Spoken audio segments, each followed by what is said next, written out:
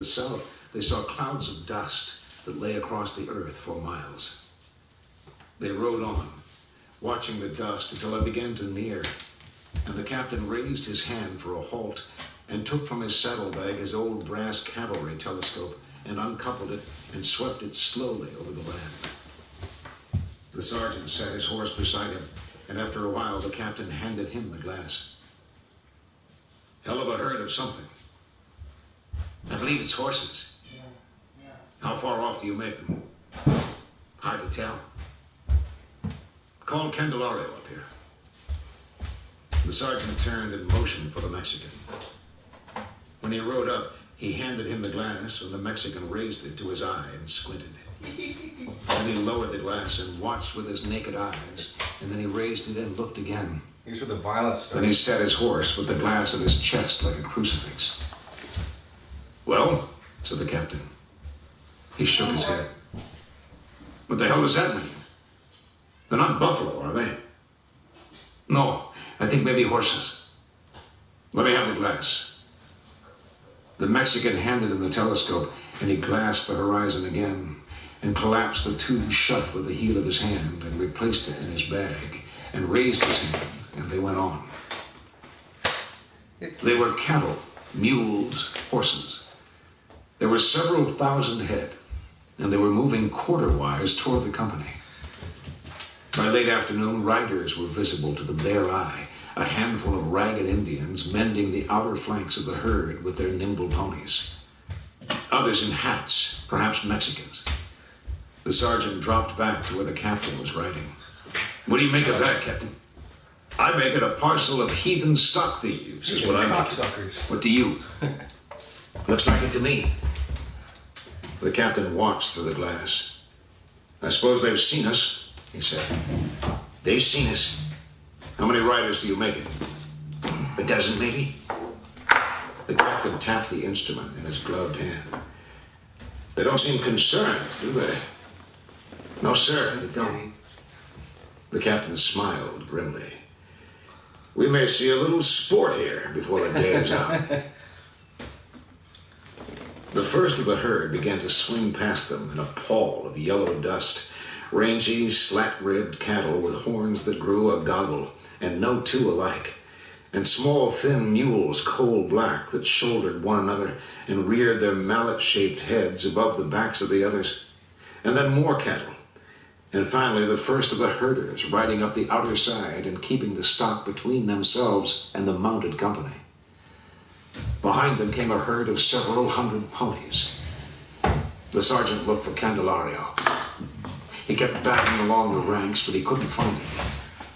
He nudged his horse through the column and moved up the far side. The lattermost of the drovers were now coming through the dust, and the captain was gesturing and shouting. The ponies had begun to veer off from the herd, and the drovers were beating their way toward this armed company met with on the plain. Already you could see through the dust on the ponies' hides the painted chevrons, and the hams and rising suns and birds and fish of every device, like the shade of old work through sizing on a canvas. And now, too, you could hear above the pounding of the unshod hooves the piping of the quena, flutes made from human bones.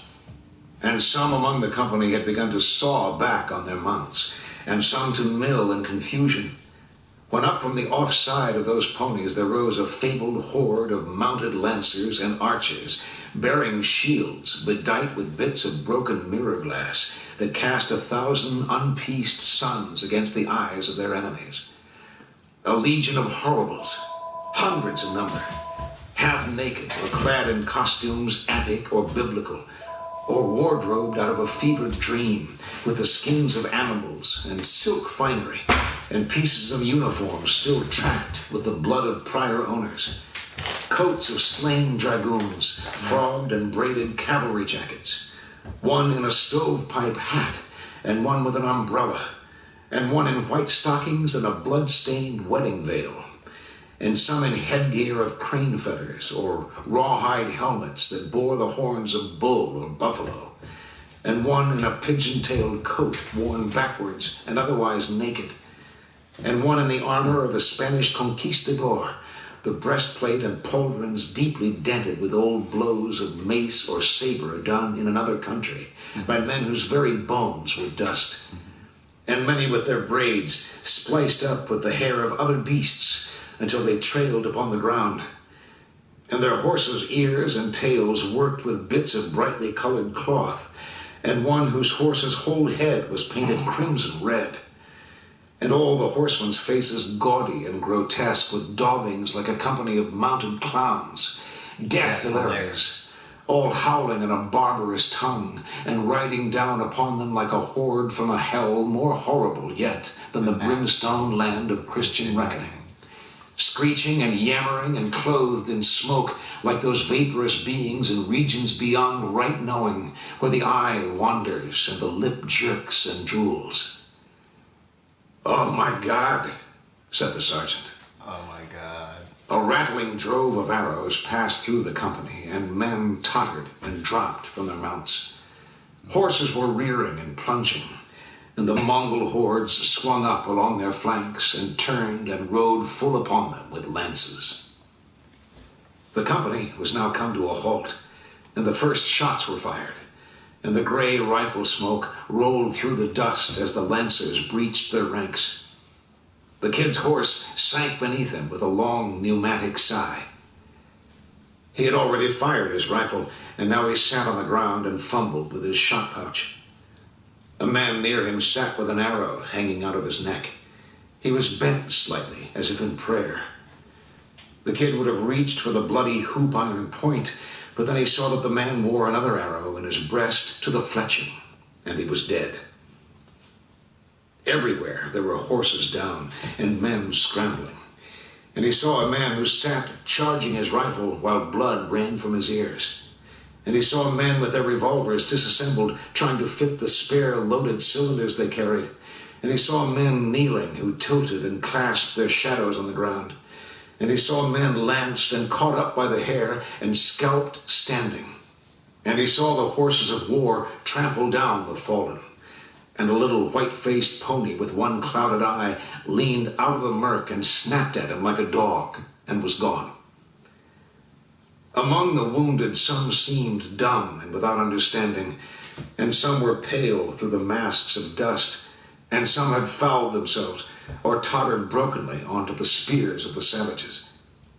Now driving in a wild freeze of headlong horses with eyes walled and teeth cropped, and naked riders with clusters of arrows clenched in their jaws and their shields winking in the dust, and up the far side of the ruined ranks in a piping of bone flutes, and dropping down off the sides of their mounts with one heel hung on the wither strap, and their short bows flexing beneath the outstretched necks of the ponies until they had circled the company and cut their ranks in two, and then rising up again like funhouse figures, some with nightmare faces painted on their breasts, riding down the unhorsed Saxons and spearing and clubbing them, and leaping from their mounts with knives and running about on the ground with a peculiar bandy-legged trot, like creatures driven to alien forms of locomotion, and stripping the clothes from the dead and seizing them up by the hair and passing their blades about the skulls of the living and the dead alike, and snatching aloft the bloody wigs and hacking and chopping at the naked bodies,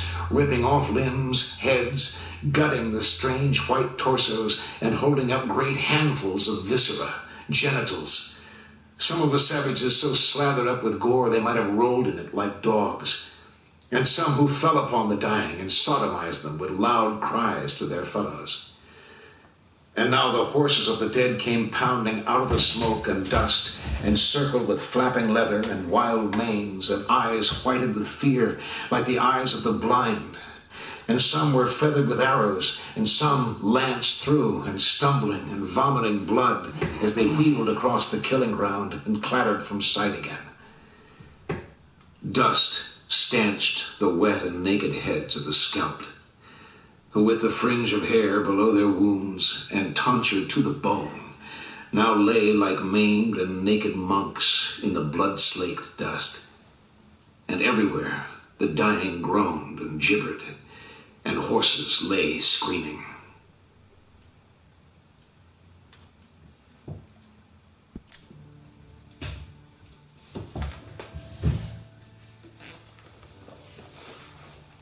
Goodbye, boy.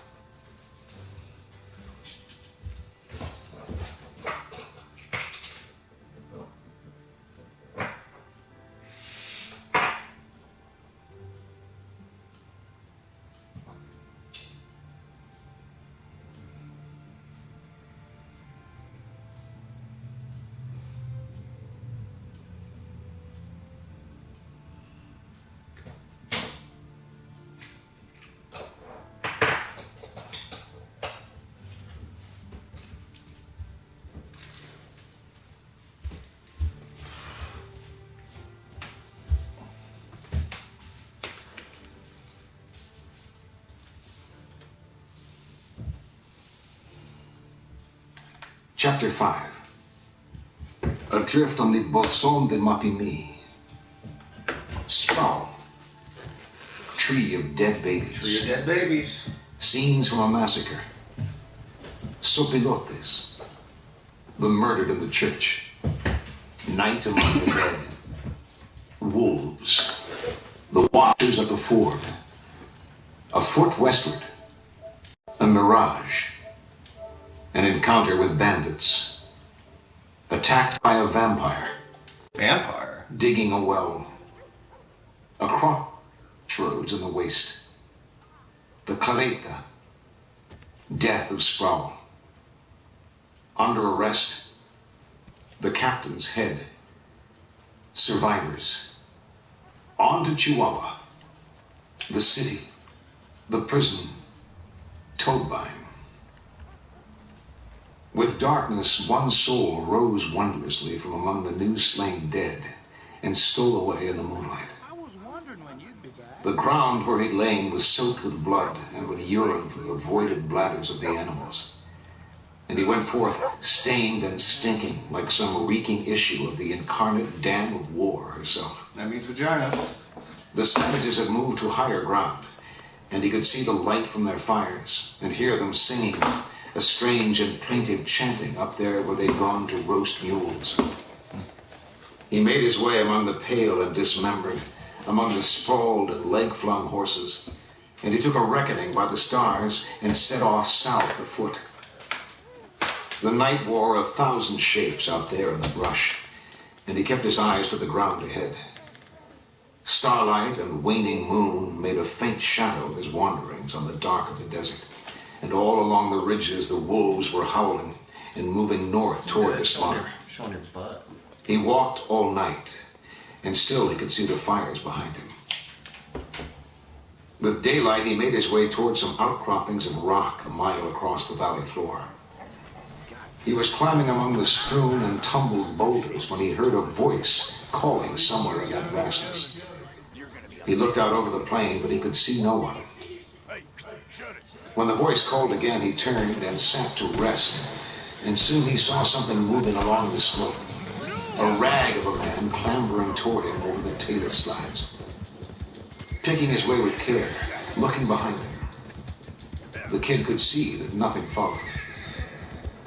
He wore a blanket over his shoulders, and his shirt sleeve was ripped and dark with blood, and he carried that arm against him with his other hand.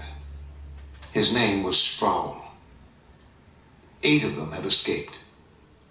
His horse had carried off several arrows and had caved under him in the night, and the others had gone on, the captain among them. They sat side by side among the rocks and watched the day lengthen on the plain below. "Did you not save any of your possibles?" Sproul said. The kid spat and shook his head. Captain dies. He looked at Sproul. "How bad is your arm?" He pulled it to him. "I've seen worse," he said. They sat looking out over those reaches of sand and rock and wind. "What kind of Indians was them?" Comanche. "I don't know." Sproul coughed deeply into his fist. He pulled his bloody arm against him. "Damn if they ain't about a caution to the Christians," he said. They laid up in the shade of a rock shelf until past noon, scratching out a place in the gray lava dust to sleep. And they set forth in the afternoon down the valley, following the war trail. And they were very small, and they moved very slowly in the immensity of that landscape. Come evening, they hove toward the rim rock again, and Sproul pointed out a dark stain on the face of the barren cliff. It looked like the black from old fires. The kid shielded his eyes. The scalloped canyon walls rippled in the heat like drapery folds. It might could be a seep, said Sproul. Oh, she all dirty. It's a long ways up there. Well, if you see any water closer, let's make for that. The kid looked at him, and they set off. The sight lay up a draw, and their way was a jumble of fallen rock and scoria and deadly-looking bayonet plants. Small black and olive-colored shrubs blasted under the sun. They stumbled up the cracked clay floor of a dry watercourse. They rested and moved on. The seep lay high up among the ledges, Vados water dripping down the slick black rock, and monkey flower and death camas hanging in a small and perilous garden. The water that reached the canyon floor was no more than a trickle, and they leaned by turns with pursed lips to the stone like devout at a shrine. They passed the night in a shallow cave above this spot, an old reliquary of flint knappings and ratuals scattered about on the stone floor with beads of shell and polished bone and the charcoal of ancient fires.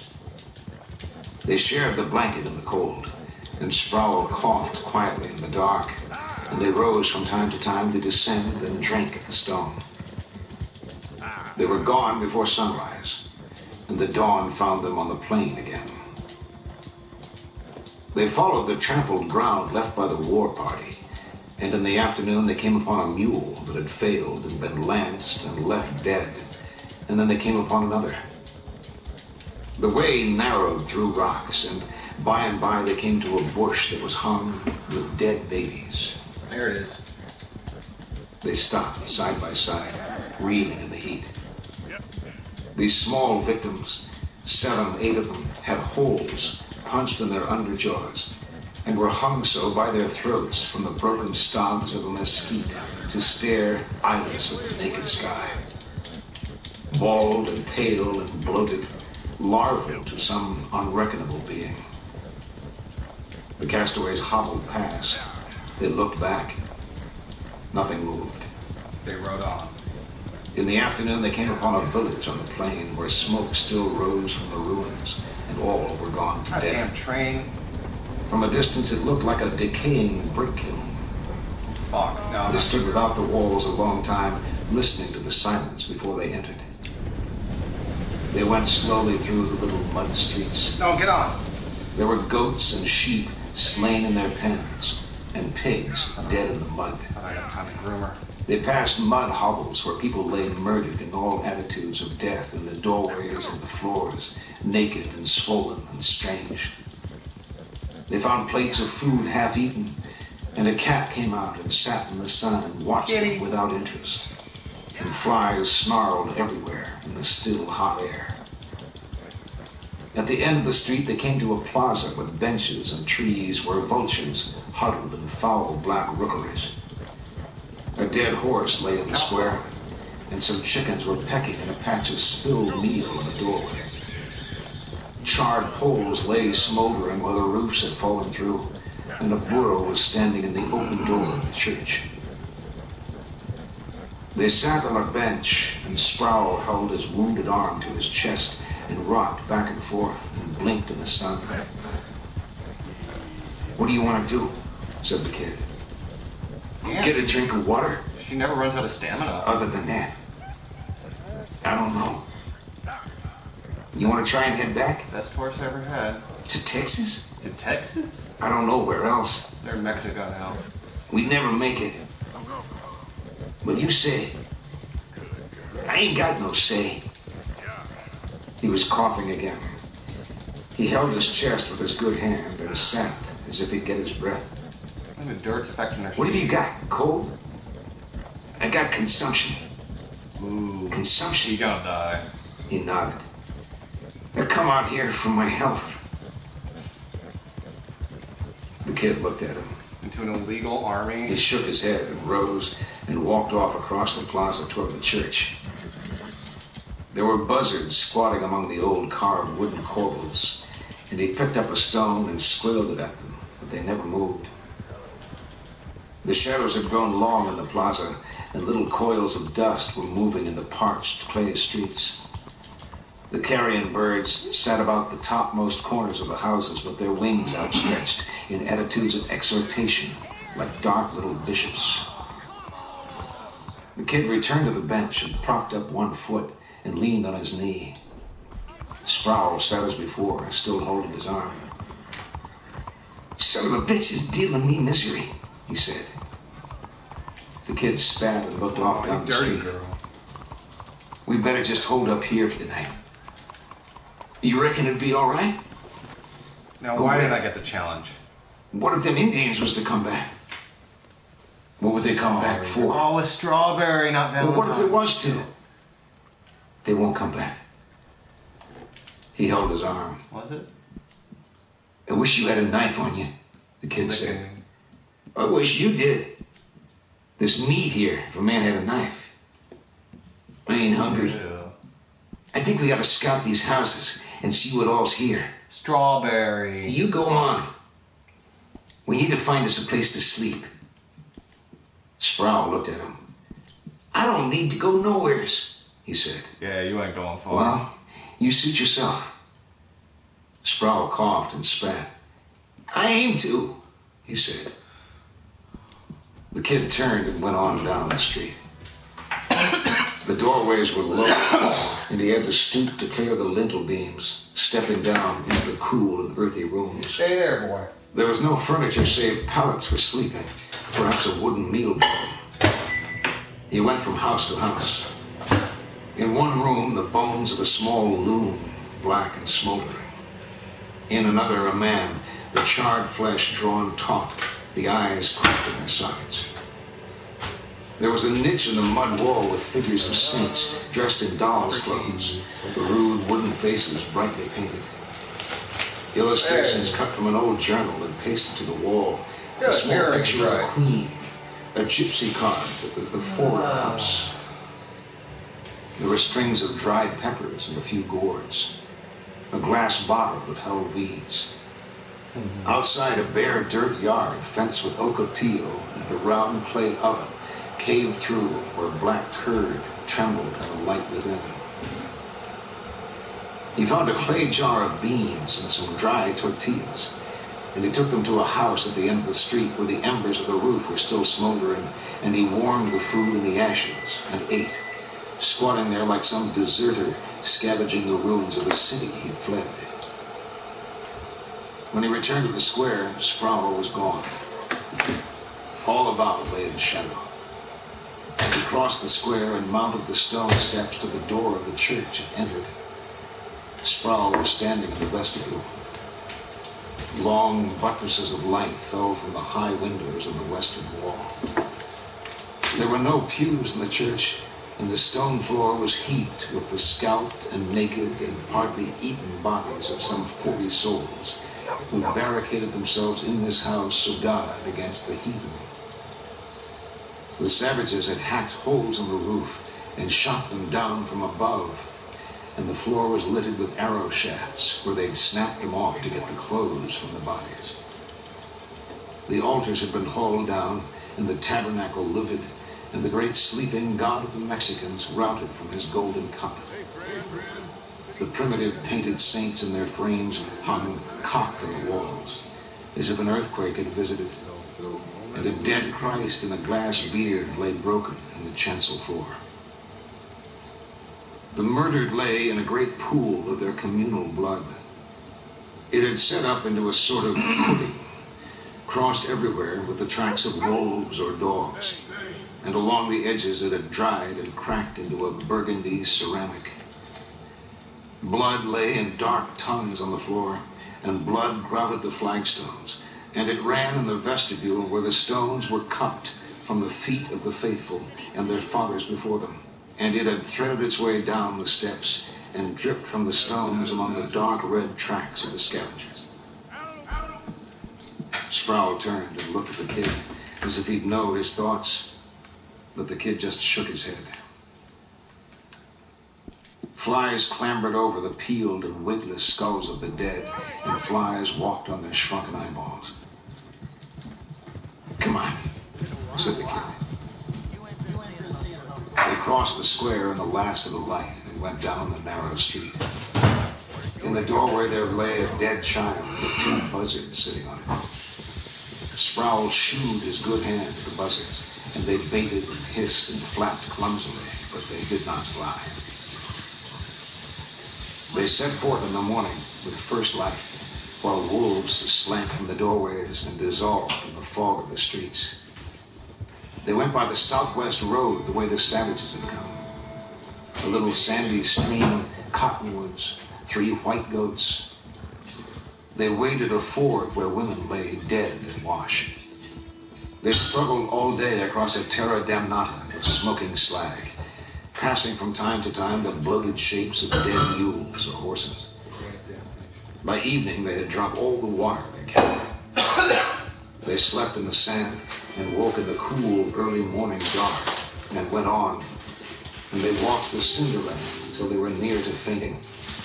In the afternoon, they came upon a carreta in the trace, tilted on its tongue, the great wheels cut from rounds of a cottonwood trunk and pinned to the axle trees with tenons. They crawled under it for shade and slept until dark and went on. The rind of a moon that had been in the sky all day was gone, and they followed the trail through the desert by starlight. The Pleiades straight overhead and very small, and the Great Bear walking the mountains to the north. "My arm stinks," said Sproul. You're gonna die, Sproul. "What?" "I said my arm stinks." Sproul gonna die. "You want me to look at it?" "What for? You can't do nothing for it." "Well, you suit yourself." "I ain't to," said Sproul. They went on. Twice in the night they heard the little prairie vipers rattle among the scrub, and they were afraid. With the dawn, they were climbing among shale and whinstone under the wall of a dark monocline, where turrets stood like basalt Yeah, columns. that's too good. And they passed by the side of the road little wooden crosses propped in canes Robbery, of stone, bitch. where travelers had met with death. The road winding up among the hills, and the castaways laboring upon the switchbacks, blackening under the sun, their eyeballs inflamed, and the painted spectra racing out of the corners. Why are the horses still going? Climbing up through Ocotillo and Prickly Pear, where the rocks trembled and sleared in the sun. Rock and no water, and the sandy trace. And they kept watch for any green thing that might tell of water, but there was no water. They ate pinole from a bag with their fingers and went on. Through the noon heat and into the dusk, where lizards lay with their leather chins flat to the cooling rocks, and fended off the world with thin smiles and eyes like cracked stone plates. They crested the mountain at sunset, and they could see for miles. An immense lake lay below them, with the distant blue mountains standing in the windless span of water, and the shape of a soaring hawk and trees that shimmered in the heat, and a distant city, very white against the blue and shaded hills. They sat and watched. They saw the sun drop under the jagged rim of the earth to the west, and they saw it flare behind the mountains, and they saw the face of the lake darken, and the shape of the city dissolve upon it. Handsome boy. They slept among the rocks face up like dead men. And in the morning when they rose, there was no city and no trees. Calm and down, no girl. lake, only a Shit. barren, dusty plain. Fuck. Oh, that's what. Sproul had groaned and collapsed back hell on the rocks. The kid looked at him. There were blisters along his lower lip, and his arm through the ripped shirt was swollen, and something foul had seeped through among the darker bloodstains. He turned back and looked out over the valley. "Yonder comes somebody," he said. Sproul didn't answer. The kid looked at him. I ain't lying, he said. Indians, said Sproul. Ain't it? I don't know. Too far to tell. What are you aiming to do? I don't know. What happened to the lake? I couldn't tell you. We both saw it. It's a mirage. People see what they want to see. The mirage. Then how come I ain't seeing it now? I sure as hell want to. The kid looked out over the plain below. What if it's Indians? Said Sproul. Likely it will be. Where can we hide at? The kid spat dryly and wiped his mouth with the back of his hand. A lizard came out from under a rock and crouched on its small cocked elbows over that piece of froth and drank it dry and returned to the rock again, leaving only a faint spot in the sand, which vanished almost instantly. They waited all day. The kid made sorties down into the canyons in search of water, but he found none. Nothing moved in that purgatorial waste save carnivorous birds. By early afternoon, they could see the horsemen on the switchbacks coming up the face of the mountain below them. They were Mexicans. Sproul was sitting with his legs outstretched before him. I was worried about my old boots lasting me, he said. He looked up. Go on, he said. Save yourself. He waved his hand. They were laid up under a ledge of rock in a narrow shade. The kid didn't answer. Within the hour, they could hear the dry scrabble of hooves among the rocks and the clank of gear. The first horse to round the point of rock and pass through the gap in the mountain was the captain's big bay, and he carried the captain's saddle, but he did not carry the captain. The refugees stood by the side of the road. The riders looked burnt and haggard coming up out of the sun, and they sat their horses as if they had no weight at all. There were 7 of them, 8 of them. They wore broad-brimmed hats and leather vests, and they carried escopetas across the pommels of their saddles. And as they rode past, the leader nodded gravely to them from the captain's horse and touched his hat brim, and they rode on. I'll get a feather for Sproul and those? the kid looked after them. The kid called out, and Sproul had started to trot clumsily along behind the horses. The riders began to slump and reel like drunks. Their heads lolled. Their guffaws echoed among the rocks, and they turned their mounts and sat them and regarded the wanderers with huge grins. "Que quiere?" cried the leader. The riders cackled and slapped at one another. They had nudged their horses forward, and they began to ride them about without aim. The leader turned to the 2 afoot. "Buscan a los indios." With this, some of the men dismounted and fell to hugging one another and weeping shamelessly. The leader looked at them and grinned, his teeth white and massive, made for foraging. "Loonies," said Sproul. "They're loonies." The kid looked up at the leader.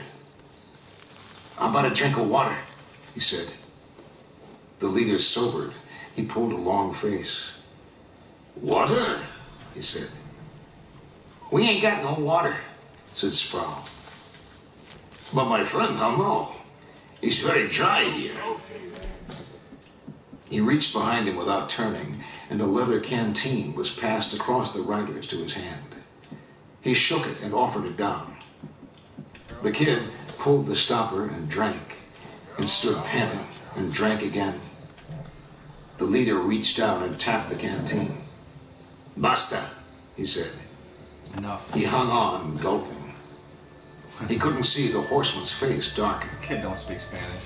The man shoved one boot backward out of the stirrup and kicked the canteen Oregano. cleanly from between the kid's hands, leaving him there for a moment in a frozen gesture of calling. With the canteen rising and turning in the air, and the lobes of water gleaming about it in the sun before it clattered to the rocks. Jeez. Sproul scrambled after it and snatched it up where it lay, draining, and began to drink, watching over the rim. The horseman and the kid watched each other. Sproul sat back, gasping and coughing. The kid stepped across the rocks and took the canteen from him. The leader leaned his horse forward and drew a sword from its place beneath his leg, and leaning forward, ran the blade under the strap and raised it up. The point of the blade was about 3 inches from the kid's face, and the canteen strap was draped across the flat of it. The kid had stopped, and the rider raised the canteen gently from his hands and let it slide down the blade and come to rest at his side. He turned to the men and smiled, and they once again began to hoot and to pummel one another like apes. Dead men's horses. He swung the stopper up from where it hung by a thong and drove it home with the heel of his hand.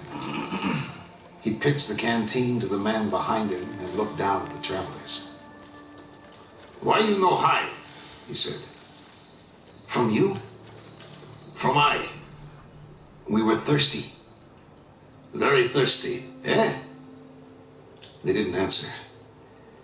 He was tapping the flat of the sword lightly against the horn of his saddle. Oh, they're prisoners now. And he seemed to be forming words in his mind.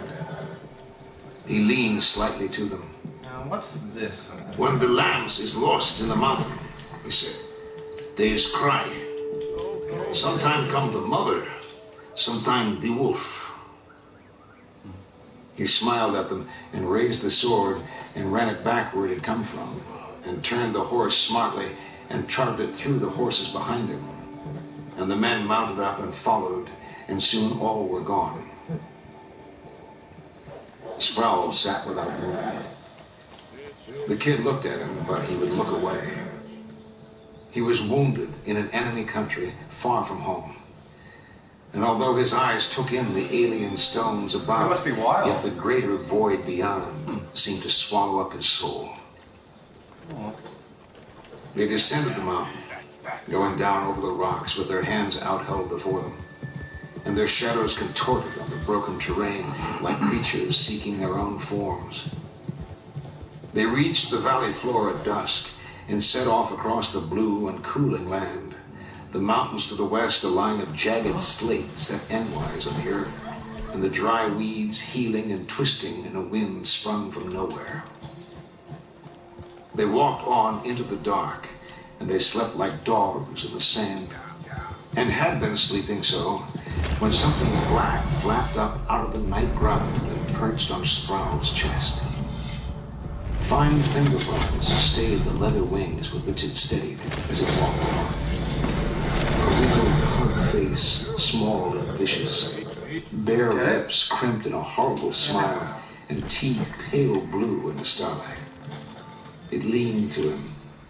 It crafted in his neck 2 narrow grooves, and folding its wings over him, it began to drink his blood.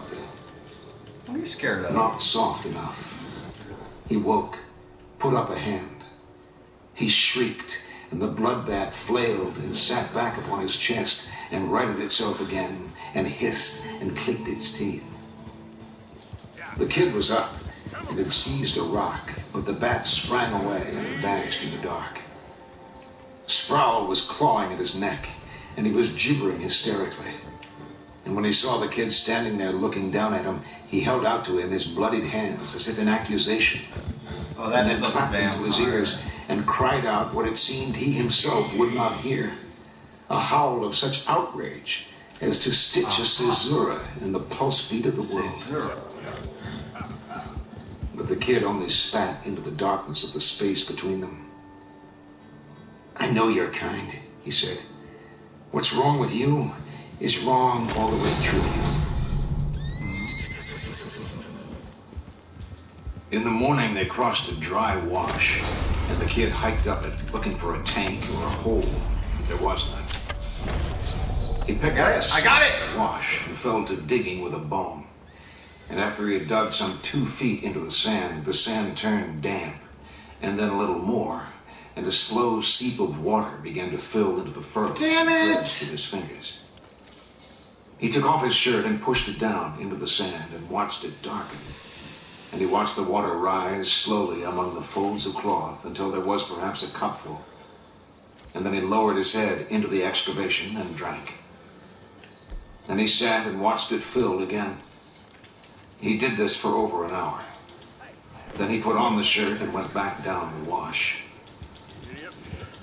Sproul didn't want to take off his shirt. He tried sucking up the water, and he got a mouthful of sand. "Why don't you let me use your shirt?" he said. The kid was squatting in the dry gravel of the wash. "Suck on your own shirt," he said. He took off the shirt. It stuck to the skin and a yellow pus. His arm was swollen to the size of his thigh, and it was garishly discolored, and small worms worked in the open wound. He pushed the shirt down into the hole and leaned and drank. In the afternoon, they came to a crossroads. What else to call it? A faint wagon trace that came from the north and crossed their path and went on to the south. They stood scanning the landscape for some guidance in that emptiness.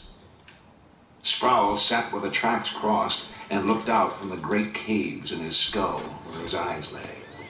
He said that he would not rise. "Yonder's a lake," said the kid. He would not look. It lay shimmering in the distance, its edges rimed with salt. The kid studied it and studied the roads. After a while, he nodded toward the south. "I believe this here is the most traveled." "It's all right," said Sproul. "You go on. You suit yourself." Sproul watched him set off. After a while, he rose and followed. They had gone perhaps 2 miles when they stopped to rest. Sproul sitting with his legs out and his hands in his lap, and the kids squatting a little ways from him, blinking and bearded and filthy in their rags. "Does that sound like thunder to you?" said Sproul. The kid raised his head. "Listen." The kid looked at the sky, pale blue, unmarked save where the sun burned like a white hole. Basically a Mauser. "I can feel it in the ground," Ugly though, said Sproul. "It ain't nothing. Listen." The kid rose and looked about. To the north, a small movement of dust. He watched it. there we go. It didn't rise, nor did it blow away. It was a carreta, lumbering clumsily over the plain. A small mule to draw it. The driver may have been asleep. When he saw the fugitives in the trace before him, he halted the mule and began to saw it around to go back. And he did get it turned, but by then the kid had seized the raw leather headstall and hauled the animal to a standstill. Sproul came hobbling up. From the rear of the wagon, 2 children peered out. They were so pale with dust, their hair so white, and faces pinched, they looked like little gnomes crouched there.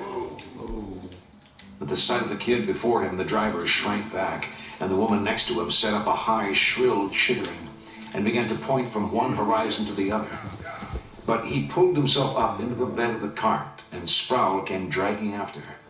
And they lay staring up at the hot canvas tarp while the 2 waifs drew back into the corner and watched, black-eyed as wood mice. And the car turned south again and set off with a rising rumble and clatter. There was a clay jar of water hung by a thong from the bowstay, and the kid took it down and drank from it and gave it to Sproul. Then he took it back and drank the rest. They lay in the floor of the cart among old hides and spills of salt, and after a while they slept. It was dark when they entered the town. The jostle of the cart ceasing was what woke them. The kid raised himself up and looked out. Starlight in a mud street. The wagon empty. The mule wheezed and stamped in the traces. After a while, the man came from the shadows and led them along a lane into a yard. And he backed the mule until the cart was alongside a wall. Is he gonna chase? And then he unhitched the mule and led it away.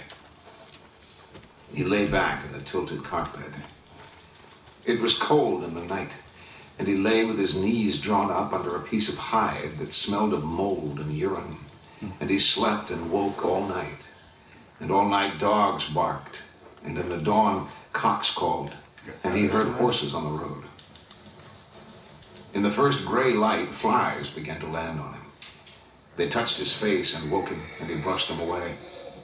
After a while, he sat up. Oh, there's some flight feathers for They you. were in a barren, Hey. mud-walled courtyard, and there was a house not made of too late. reeds and clay. Get that one though. Chickens stepped about and clucked and scratched.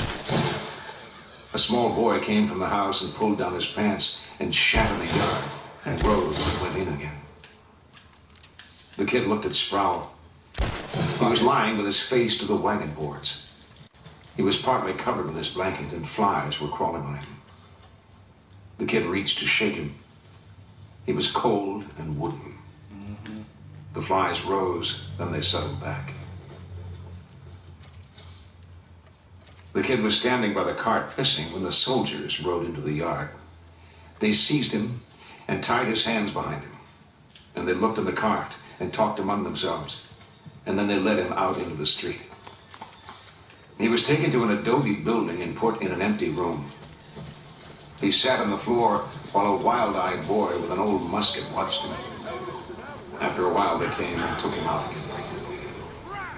They led him through the narrow mud streets, and he could hear music, like a fanfare, growing the louder. First, children walked with him, and then old folk, and finally a throng of brown-skinned villagers all dressed in white cotton, like attendants in an institution. The women in dark rebosos, some with their breasts exposed, their faces stained red with almagre, smoking small cigars. Their numbers swelled, and the guards with their shouldered fusils frowned and shouted at the jostlers, and they went on along the tall adobe wall of the church and into the plaza. There was a bazaar in progress, a traveling medicine show, a primitive circus. They passed stout willow cages clogged with vipers, with great lime green serpents from some more southerly latitude, or beaded lizards with their black mouths wet with venom. A reedy old leper held up handfuls of tapeworms from a jar for all to see, and cried out his medicines against them. And they were pressed about by other rude apothecaries, and by vendors and mendicants, until all came at last before a trestle whereon stood a glass carboy of clear mescal. In this container, with hair afloat and eyes turned upward, in a pale face, sat a human head. What's that? They dragged him forward with shouts and gestures. Mire! Mire! They cried. He stood before the jar, and they urged his consideration of it, and they tilted it around so that the head should face him. It was Captain White, Ha! lately at war among the heathen. The kid looked into the drowned and sightless eyes of his old commander. He looked about at the villagers and at the soldiers, their eyes all upon him, and he spat and wiped his mouth. He ain't no kin to me, he said. I ain't here to cause trouble. They put him in an old stone corral with 3 other ragged refugees from the expedition. They sat stunned and blinking against the wall, or rode the perimeter around in the dry tracks of mules and horses, and retched and shat while small boys hooted from the parapet. He fell in with a thin boy from Georgia. I was sicker than a dog, the boy said. I was afraid I was going to die, and then I was afraid I wasn't. I seen a rider on the captain's horse up in the country from here, the kid told him. Aye, said the Georgian. They killed him and Clark, and another boy, I never did know his name. We come on into town, and the very next day they had us in the calabozo, and this self-same son of a bitch is down there with the guards, laughing and drinking and playing cards, him and the jefe, to see who gets the captain's horse and who gets his pistols. I guess you've seen the captain's head. I seen it. That's the worst thing I ever seen in my life. Just wait. Somebody ought to have pickled it a long time ago. Or right say ought to pickle mine. Forever taken up with such a fool. They drifted as the day advanced from wall to wall to keep out of the sun. The boy from Georgia told him of his comrades displayed on slabs, cold and dead in the market. The captain headless in a wallow, half-eaten by hogs. He ran his heel out in the dust and gouged a little place for it to rest. They fixing to send us to Chihuahua City, he said. How do you know? That's what they say. I don't know. That's what who says? Shipman yonder. He speaks the lingo some. The kid regarded the man spoken of. He shook his head and spat dryly. All day, small boys perched on the walls and watched them by shifts and pointed and jabbered. They'd walk around the parapet and try to piss down on sleepers in the shade, but the prisoners kept alert. Some at first threw stones, but the kid picked one from the dust the size of an egg, and with it dropped a small child cleanly from the wall with no sound other than the muted thud of its landing on the far side. Now you've gone and done it, said the Georgian. The kid looked at him. They'll be in here with whips and I don't know what all. The kid spat. They ain't about to come in here and eat no whips. Nor did they. A woman brought them bowls of beans and charred tortillas on a plate of unfired clay. She looked harried, and she smiled at them, and she had smuggled them sweets under her shawl, and there were pieces of meat in the bottom of the bowls that had come from her own table. 3 days later, mounted on little melandered mules, they set out for the capital, as foretold. They rode 5 days through desert and mountain, and through dusty pueblos where the populace turned out to see them. Their escorts in varied suits of time-worn finery, the prisoners in rags. They'd been given blankets, and squatting by the desert fires at night, sun-blackened and bony, and wrapped in these serapes, they looked like God's profoundest peons. The soldiers' none spoke English, and they directed their charges with grunts or gestures. They were indifferently armed, and they were much afraid of the Indians. They rolled their tobacco in corn husks, and they sat by the fire in silence and listened to the night.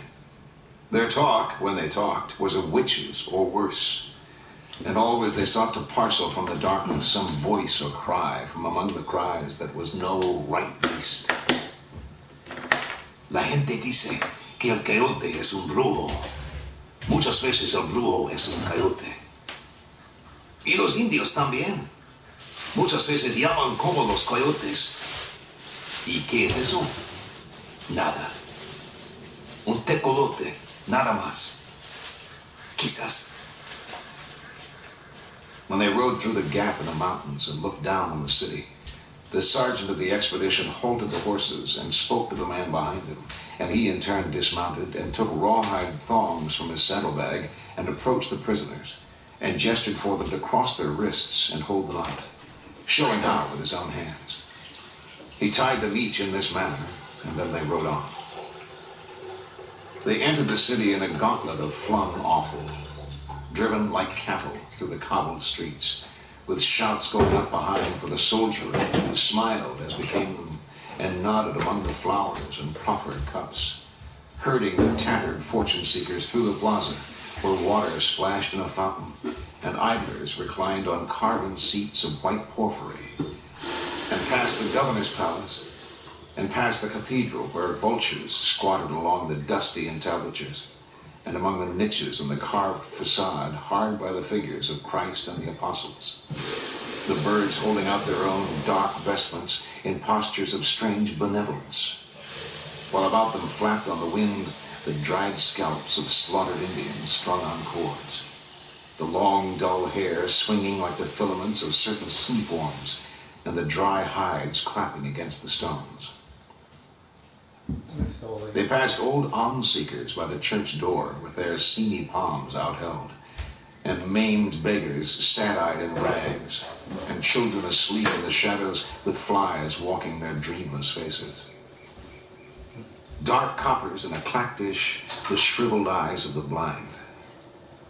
Scribes crouched by the steps with their quills and inkpots and bowls of sand, and lepers moaning through the streets, and naked dogs that seemed composed of bone entirely, and vendors of tamales, and old women with faces dark and harrowed as the land, squatting in the gutters over charcoal fires, where blackened strips of anonymous meat sizzled and spat. Small orphans were abroad like irate dwarfs, and fools and sots drooling and flailing about in the small markets of the metropolis. And the prisoners rode past the carnage in the meat stalls and the waxy smell where racks of guts hung black with flies and flayings of meat in great red sheets now darkened with the advancing day, and the flensed and naked skulls of cows and sheep with their dull blue eyes glaring wildly, and the stiff bodies of deer and javelina and ducks and quail and parrots, all wild things from the country round, hanging head downward from hooks. They were made to dismount and were driven afoot through the crowds and down old stone steps and over a door sill worn like soap and through an iron sally gate into a cool stone cellar, long a prison, to take their place among the ghosts of old martyrs and patriots, while the gate clanked shut behind them. When their eyes lost their blindness, they could make out figures crouched along the wall, stirrings of beds of hay like nesting mice disturbed, a light snoring. Outside, the rattle of a cart and the dull clop of hooves in the street, and through the stones a dim clank of hammers from a smith shop in another part of the dungeon. The kid looked about. Blackened bits of candle wick lay here and there in pools of dirty grease on the stone floor, and strings of dried spittle hung from the walls.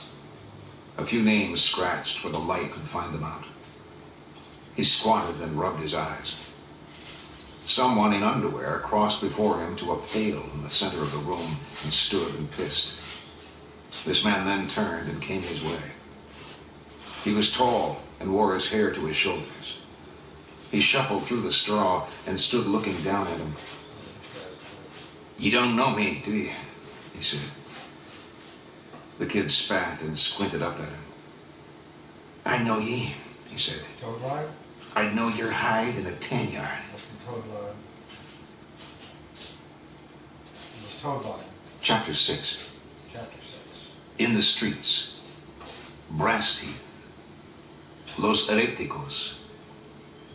A veteran of the late war. Mier.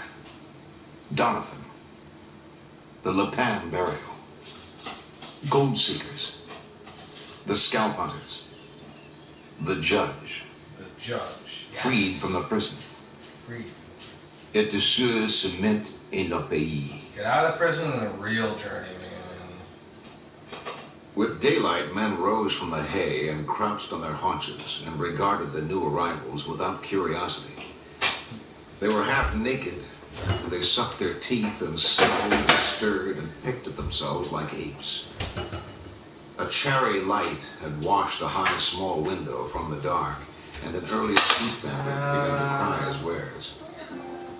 Their morning feed was bowls of cold pignole, and they were fitted with chains and routed out into the streets, cranking and stinking.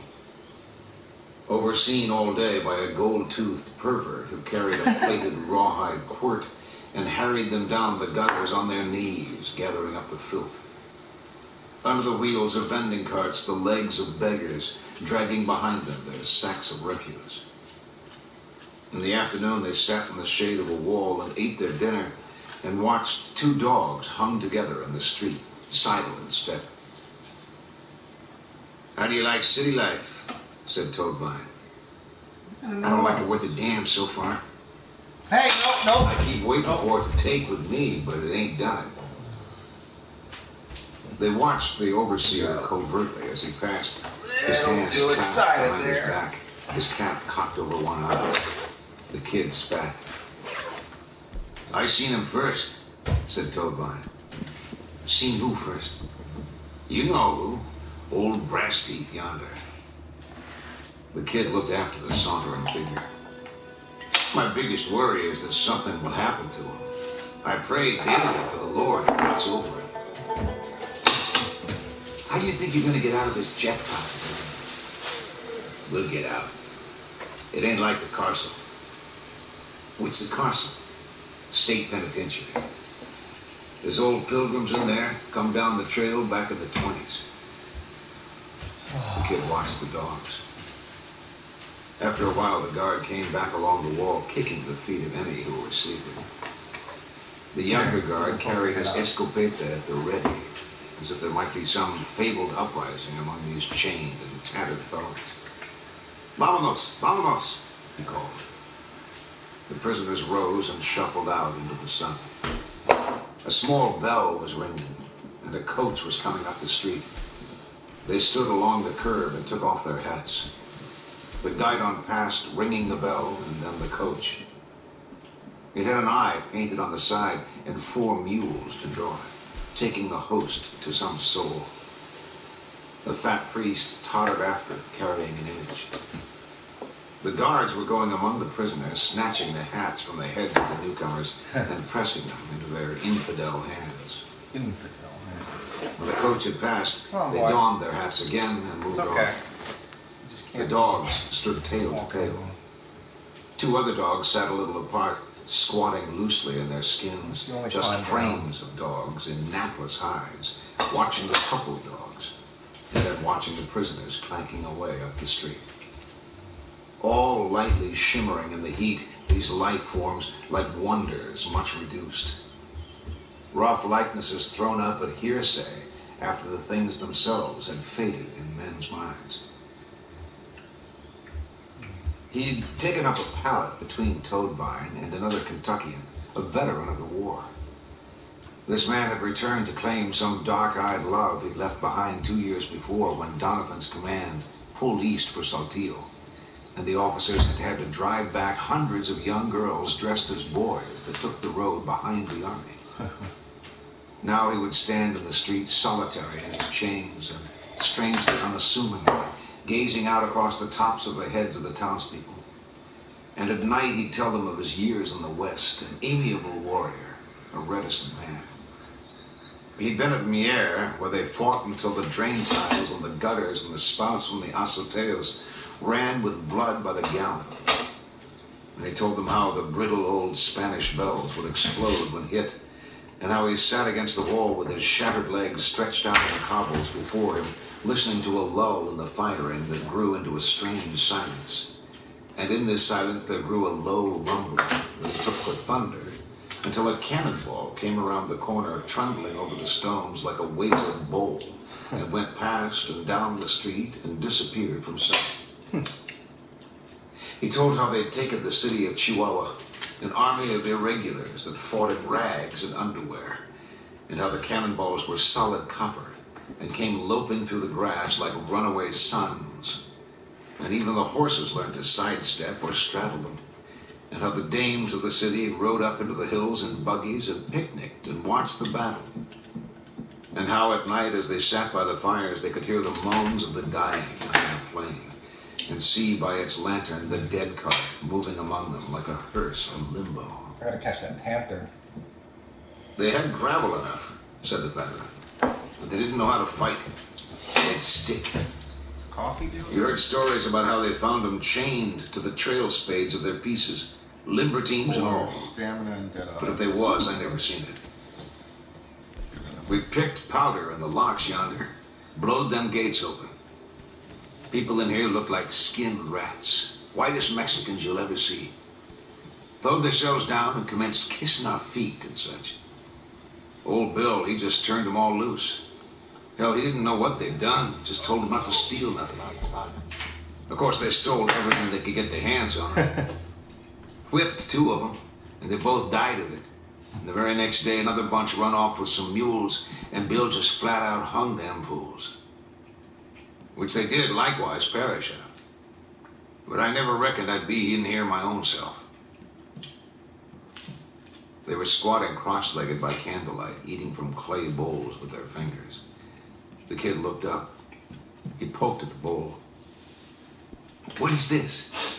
he said. "That's prime bull meat, son, from the corrida. You'll get it of a Sunday night. You best keep chewing. Don't let it feel you to weaken." He chewed. He chewed, and he told them of the encounter with the Comanche. And they chewed and listened and nodded. Yes. "I'm proud I missed that dance," said the veteran. "Damn you some cruel sons of bitches." I know of one old boy up on the Llano near the Dutch. I got him! They caught him, took his horse and all, left him to walk it. He come crawling into Fredericksburg on his hands and knees, buck naked, about 6 No, I weeks think you later. just winged it. And you know what they done? Cut the bottoms of his feet off. Toadvine shook his head. He gestured toward the veteran. Granny right here knows him, he told the kid. Fought him, ain't you, Granny? The veteran waved his hand. Shot some stealing horses is all. Down towards Saltillo. Wasn't nothing to it. There was a cave down there. Had been a Lipan barrel. Must have been 1,000 Indians in there all sitting around. Had on their best robes and blankets and all. Had their bows and their knives, whatever, beads. The Mexicans carried everything off. Stripped them naked. Took it all. They carried off whole Indians to their homes and set them in the corner all dressed up. But they begun to come apart when they got out of that cave air and they had to be thrown out. Towards the last of it, there was some Americans went in there and scalped what was left of them and tried to sell the scalps in Durango. I don't know if they had any luck about it or not. I expect some of them Indians had been dead 100 years. Toadvine was toweling up grease from his bowl with a folded tortilla. He squinted at the kid with the candlelight. What do you reckon we could get for old breast teeth, he said. They saw patched Argonauts from the States driving mules through the streets on their way south through the mountains to the coast. Gold seekers. Itinerant degenerates bleeding westward like some heliotropic plague. They nodded or spoke to the prisoners and dropped tobacco and coins in the street beside them. What is this? They saw black-eyed young girls with painted faces smoking little cigars, going arm in arm and eyeing them brazenly. They saw the governor himself, erect and formal within his silk mullion sulky, clatter forth from the double doors of the palace courtyard. And they saw one day a pack of vicious-looking humans mounted on unshod Indian ponies riding half-drunk through the streets, bearded, barbarous, clad in the skins of animals, stitched up with thews, and armed with weapons of every description. Revolvers of enormous weight, bowie knives the size of claymores, and short two-barreled rifles with bores you could stick your thumbs in. And the trappings of their horses fashioned out of human skins, and their bridles woven up from human hair and decorated with human teeth. And the riders wearing scapulars or necklaces of dried and blackened human ears. And the horses raw-looking and wild in the eye, and their teeth bared like feral dogs. And riding also in the company a number of half-naked savages reeling in the saddle, dangerous, filthy, brutal. The whole like a visitation from some heathen land where they and others like them fed on human flesh. Foremost among them, outsized and childlike with his naked face, rode the judge. There he is. His cheeks were ruddy, and he was smiling and bowing to the ladies and doffing his filthy hat. The enormous dome of his head, when he bared it, was blinding white and perfectly circumscribed about, so that it looked to have been painted. He and the reeking horde of rabble with him passed on through the stunned streets and hove up before the governor's palace, where their leader, a small black-haired man, clapped for entrance by kicking at the oaken doors with his boot. Clanton. The doors were opened forthwith, and they rode in all, and the doors were closed again. Gentlemen, said Toadvine, I'll guarantee you I know what that there is about. The following day, the judge, in the company of others, stood in the street smoking a cigar and rocking back on his heels. He wore a pair of good kid-skin boots, and he was studying the prisoners where they knelt in the gutter, clutching up the filth with their bare hands. The kid was watching the judge.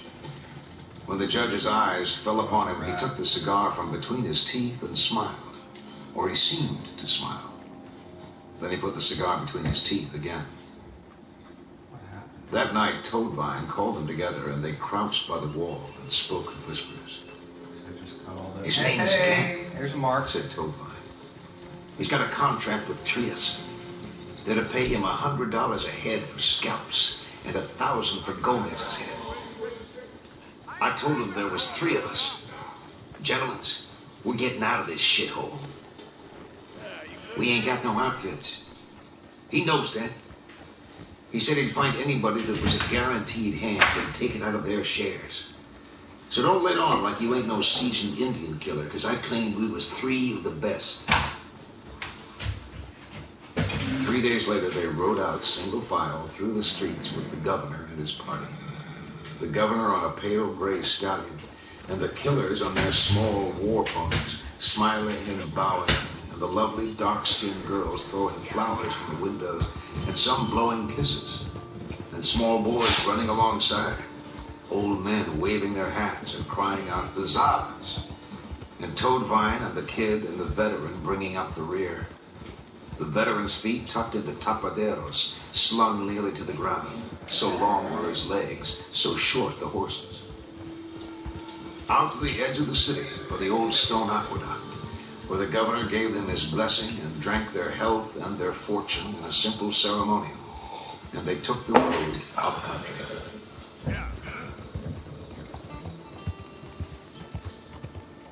Easy. Chapter 7.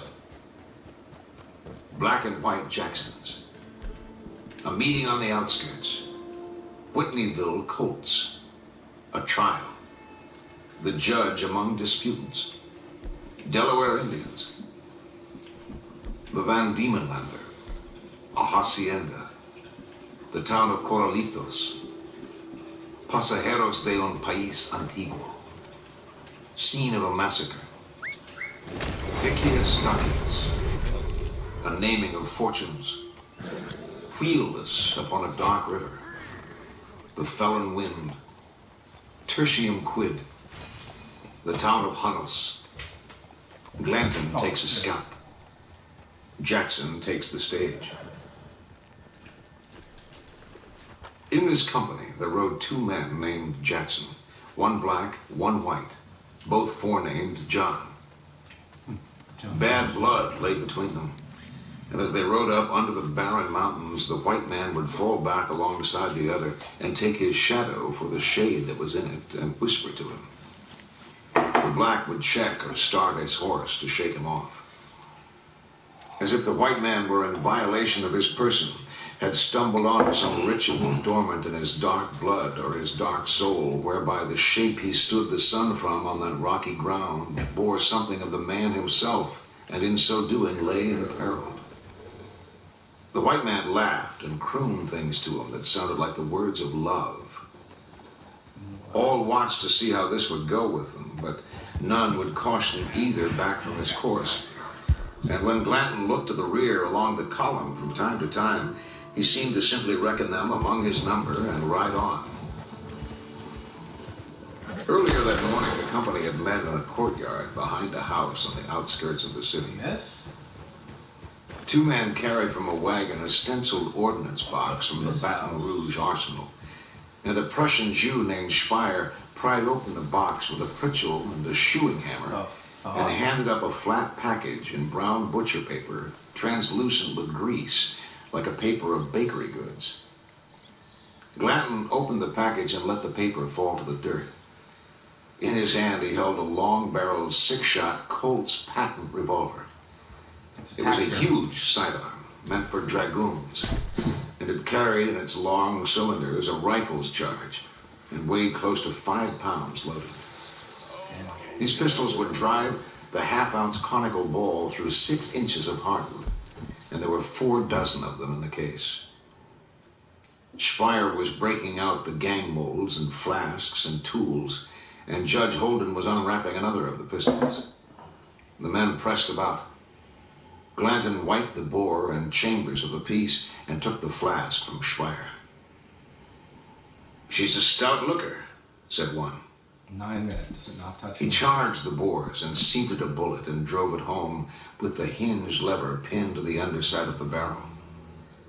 When all the chambers were loaded, he capped them and looked about. In that courtyard, other than merchants and buyers, were a number of living things.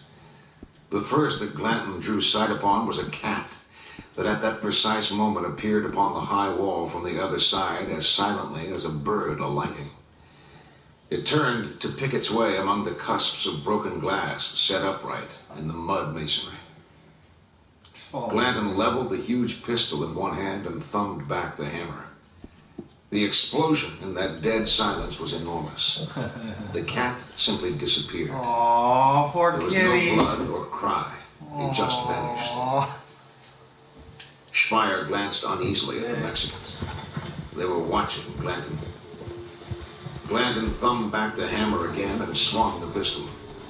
A group of fowl in the corner of the courtyard that had been pecking in the dry dust stood nervously, their heads at various angles. The pistol roared, and one of the birds exploded in a cloud of feathers. The others began to trot mutely, their long necks craned. He fired again. A second bird spun and lay kicking. The others flared, piping thinly, and Glanton turned with the pistol and shot a small goat that was standing with its throat pressed to the wall in terror, and it fell stone dead in the dust. And he fired upon a clay garaffa that burst in a shower of potsherds and water. And he raised the pistol and swung toward the house and rang the bell in its mud tower above the roof. There it A is. solemn tolling that hung on in the emptiness after the echoes of the gunfire had died away.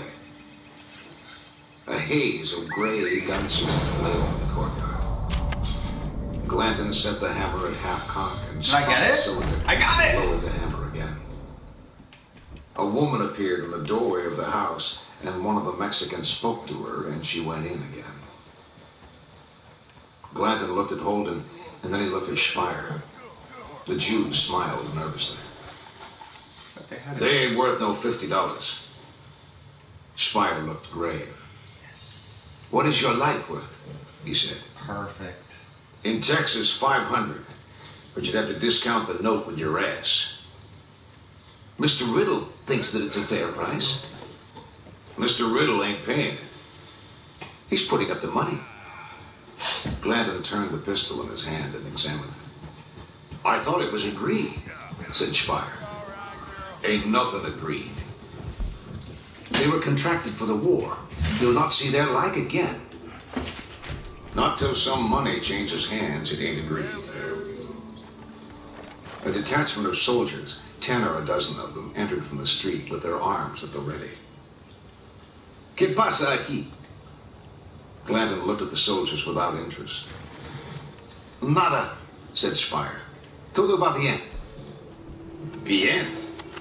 The sergeant was looking at the dead birds, the goat. The woman appeared at the door again. Está bien, said Holden. Negocios del gobernador. The sergeant looked at them, and he looked at the woman on the door. Somos amigos del señor Riddle, said Speyer. Ándale, said Glanton. You and your half-ass looking niggers. The sergeant stepped forward and assumed a posture of authority. Glanton spat. The judge had already crossed the space between them, and now he took the sergeant aside and fell to conversing with him. The sergeant came to his armpit, and the judge spoke warmly and gestured with a great expansiveness of spirit. The soldiers squatted in the dust with their muskets and regarded the judge without expression. Don't you give that son of a bitch no money, said Glanton. But the judge was already bringing the man forward for a formal presentation. Le presento al Sargento Aguilar, he called, hugging the ragged militant to him. The sergeant held out his hand quite gravely. It occupied that space and the attention of all who stood there like something presented for validation. And then Speyer stepped forward and took it. Mucho gusto. Igualmente, said the sergeant. The judge escorted them from one to the next of the company, the sergeant formal and the Americans muttering obscenities or shaking their heads silently. The soldiers squatted on their heels and watched each movement in the charade with the same dull interest, and at length the judge hove up before the black. That dark, vexed face. He studied, and he drew the sergeant forward the better for him to observe, and then he began a laborious introduction in Spanish. Might not have been perfect. He sketched for the sergeant a problematic career of the man before them, his hands drafting with a marvelous dexterity the shapes of what varied paths conspired here in the ultimate authority of the extant, as he told them, like strings drawn together through the eye of a ring.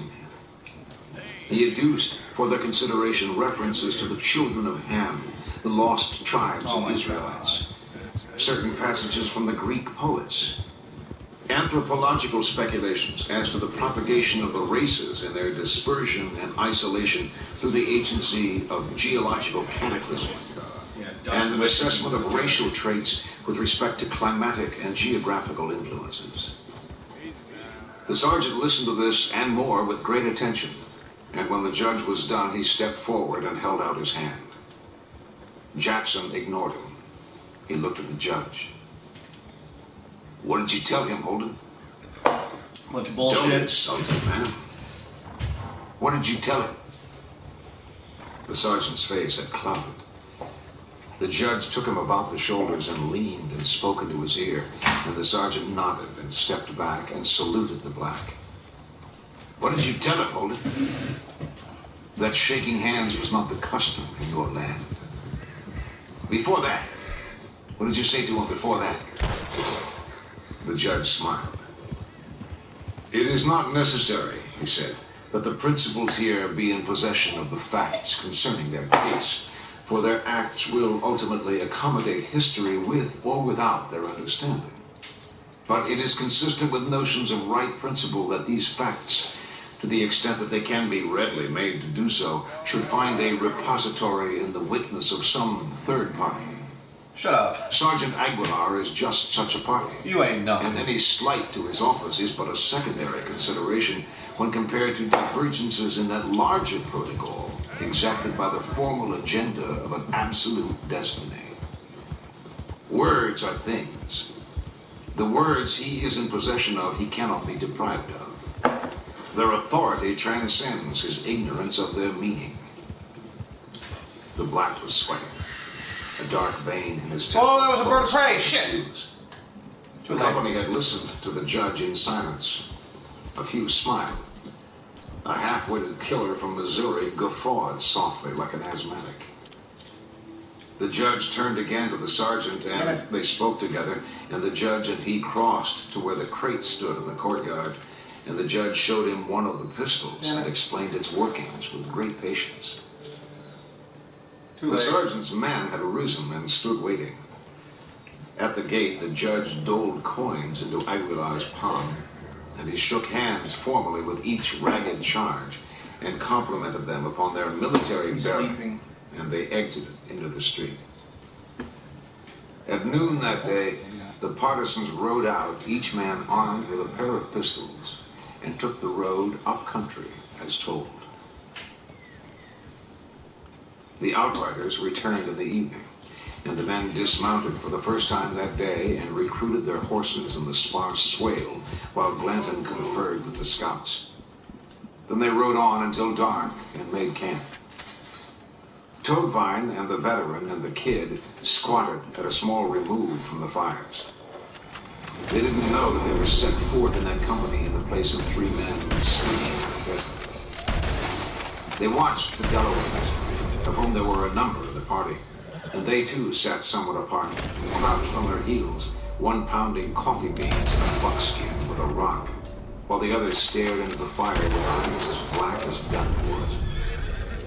That night, the kid would see one of them sort with his hand among the absolute evidence for a right coal with which to light his pipe. They were about in the morning before daybreak, and they caught up and saddled their mounts as soon as it was light enough to see. The jagged mountains were pure blue in the dawn, and everywhere birds twittered, and the sun, when it rose, caught the moon in the west, so that they lay opposed to each other across the earth. The sun white hot, and the moon a pale replica, as if they were the ends of a common bore beyond whose terminals burned worlds past all reckoning. You don't want this. As the riders came up through the mesquite and pyracantha single file in a light clank of arms and chink of bit rings, the sun climbed and the moon set, and the horses and the dew-soaked mules commenced to steam in flesh and in shadow. Toadvine had fallen in with a fugitive from Van Diemen's Land named Bathcat, who had come west on leg bail. Oh, they're both perfect. He was from Wales by birth. Whoa. And he had but 3 fingers to his right hand. I don't remember this. Few teeth. Perhaps he saw in Toadvine a fellow fugitive, an earless and branded felon who had chosen in life much as had he. And he offered to wager as to which Jackson would kill which. No, they'll both die. I don't know them boys, said Toadvine. No, I How want do to you regular think, then? Toadvine spat quietly to one side and looked at the man. I wouldn't want to bet, he said. Not a gaming man. Depends on the game. Oh, you mint. The blackie will do for him. Take your odds. Mint. Toadvine looked at him. Mint. The necklace of human ears he wore looked like a string of dried black figs. He was big and raw looking, and one eyelid sagged where a knife had severed the small muscles there. And he was furnished with gear of every class, the fine with the shoddy. He wore good boots and carried a handsome rifle bound with German silver, but the rifle was slung in a cut-off bootleg, and his shirt was in tatters and his hat rancid. You've not hunted the Aborigines before, said Bathcat. Wow. Who says it? I know it. Toadvine didn't answer.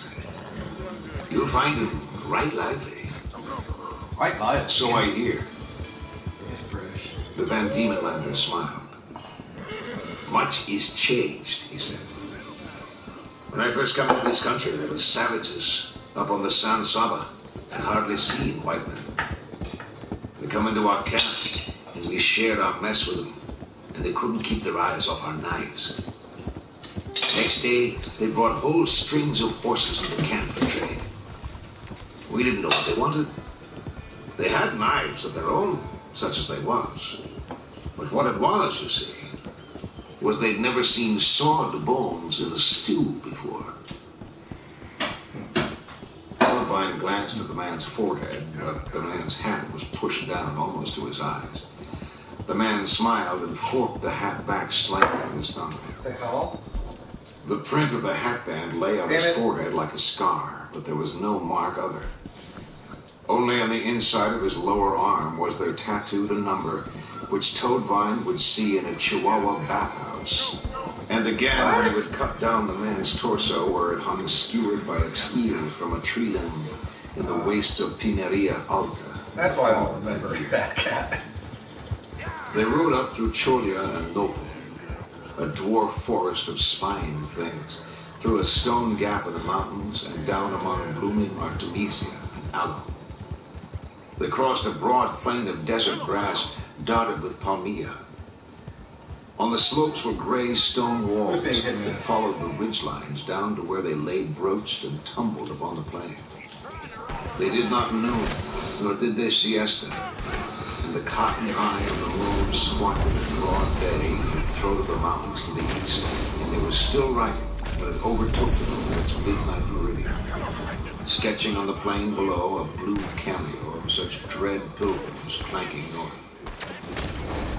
They spent the night in the corral of a hacienda, where all night men kept watchfires burning in the azoteas or roofs. Forrest, chill! 2 weeks before this, a party of campesinos had been hacked to death with their own hoes and partly eaten by hogs while the Apaches rounded up what stock would drive and disappear into the hills. Glanton ordered a goat killed, and this was done in the corral while the horses shied and trembled. And in the flaring light of the fires, the men squatted and roasted the meat and ate it with knives and wiped their fingers in their hair and turned in to sleep upon the beaten clay. At dusk of the third day, they rode into the town of Corralitos, the horses shuffling through the caked ash and the sun glaring redly through the smoke. Easier to just kill them, but the smelter chimneys were ranged against an ashen sky, and the glowing lights of the furnaces glowered under the dark of the hills. It had rained in the day, and the window lights of the low mud houses were reflected in pools along the flooded road, out of which great dripping swine rose moaning before the advancing horses like oafish demons routed from a fen. The houses were loopholed and parapeted, and the air was filled with the fumes of arsenic. Don't kick me now. The people had turned out to see the Texans, they called them, standing solemnly along the way and noting the least of their gestures with looks of awe, looks of wonder. They camped in the plaza, blackening the cottonwoods with their fires and driving forth the sleeping birds, the flames lighting up the wretched town to its darkest ends and bringing forth even the blind, tottering with their hands outstretched. Come on, please don't kill me. Day. Don't kick me. Glanton and the judge, with the brown brothers, rode out to the hacienda of General Zuloaga, where they were received and given their dinner, and the night passed without incident.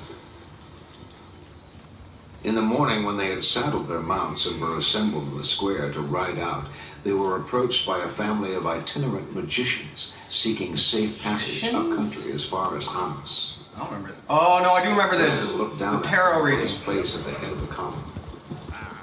Their goods were piled up in tattered panniers, The tarot card. lashed to the backs of 3 burros, and they were a man and his wife and a grown boy and a girl.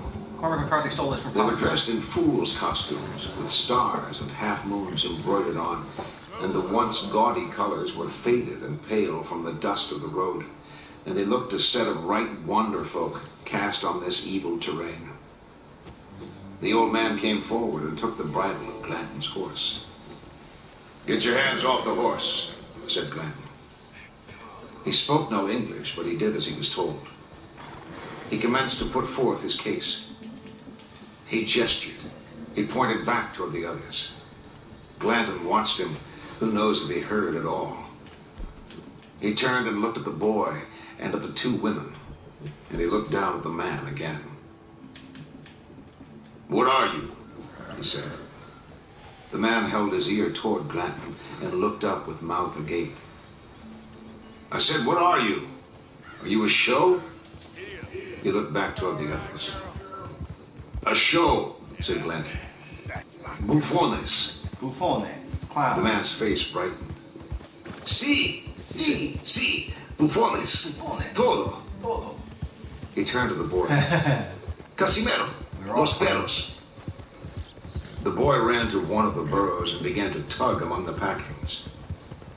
He came up with a pair of bald and bat-eared animals, slightly larger than rats and pale brown in color, and he pitched them into the air and caught them in the palms of his hands, where they began to pirouette mindlessly.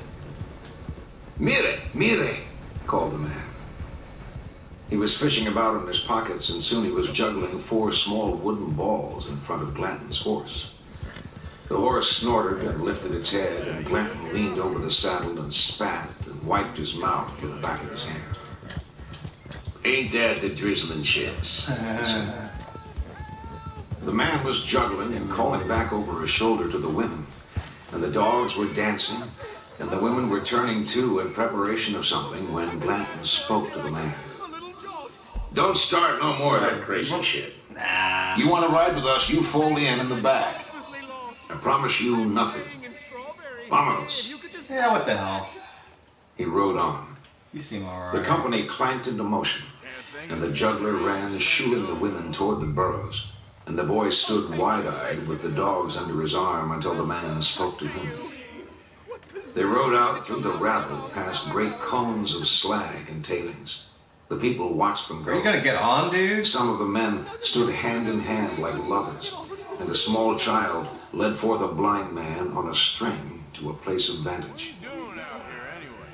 Clearly ain't your natural. At noon, they crossed the stony bottom of the Casas Grandes River, and they rode along a benchland New above York the City. gaunt wheel of water, past a place of bones where Mexican soldiers had slaughtered an encampment of Apaches some years gone.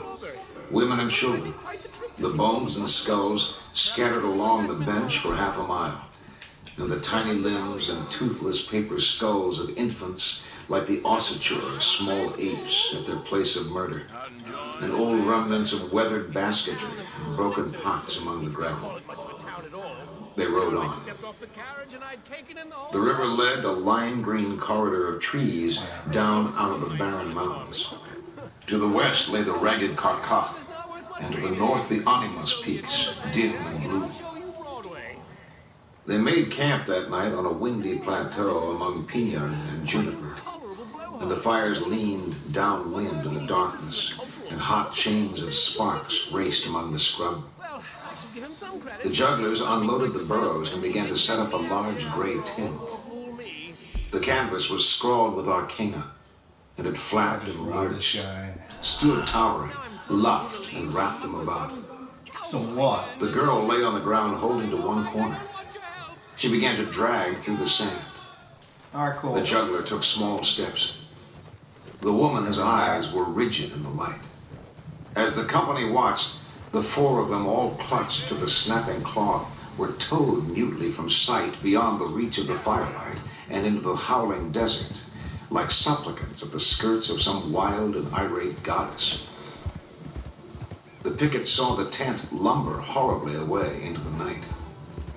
When the family of jugglers returned, they were arguing among themselves, and the man went again to the edge of the firelight and peered out upon the wrathful blackness and spoke to it and gestured with his fist, nor would he return until the woman sent the boy to fetch him.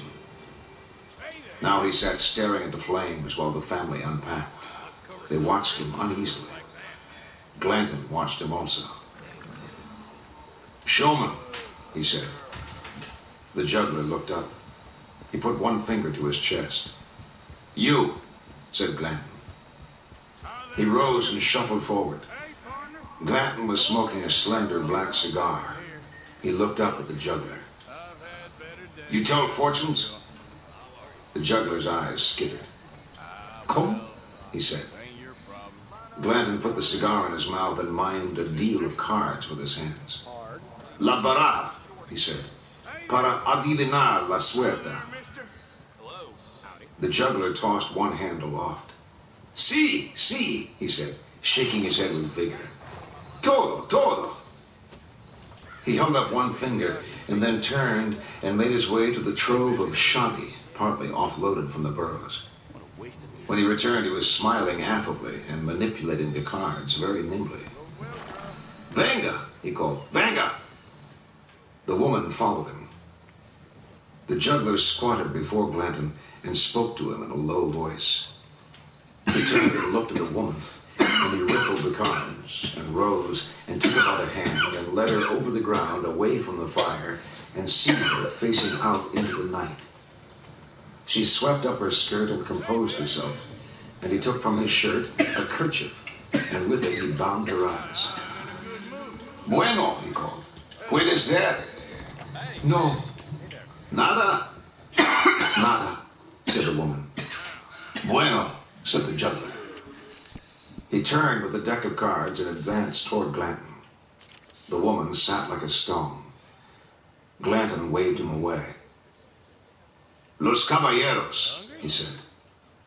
The juggler turned. The black was squatting by the fire watching, and when the juggler fanned the cards, he rose and came forward. The juggler looked up at him.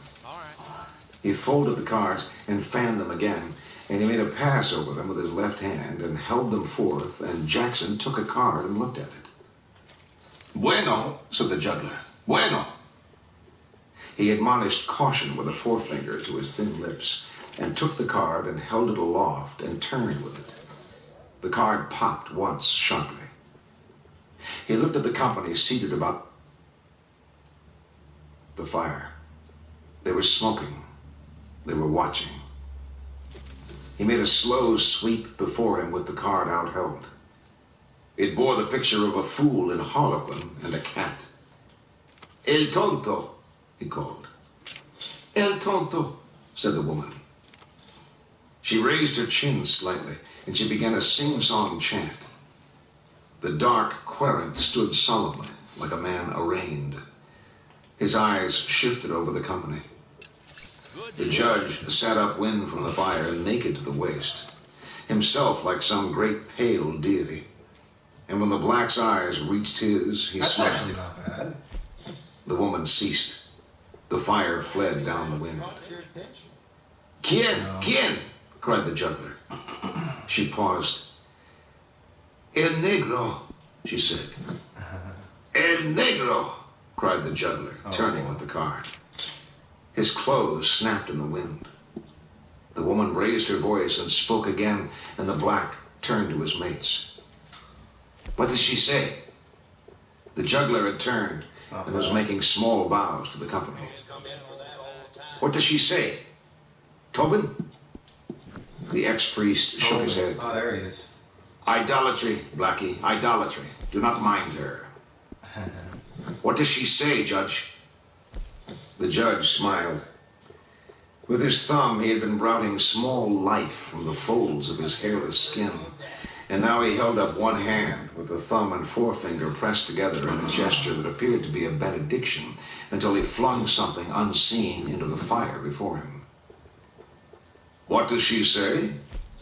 What does she say?" "I think she means to say that in your fortune lie our fortunes all." "And what is that fortune?" The judge smiled blandly, his pleated brow not unlike a dolphin's. "Are you a drinking man, Jackie?" "No more than some." "I think she'd have you beware of the demon rum." "Prudent counsel enough. What do you think?"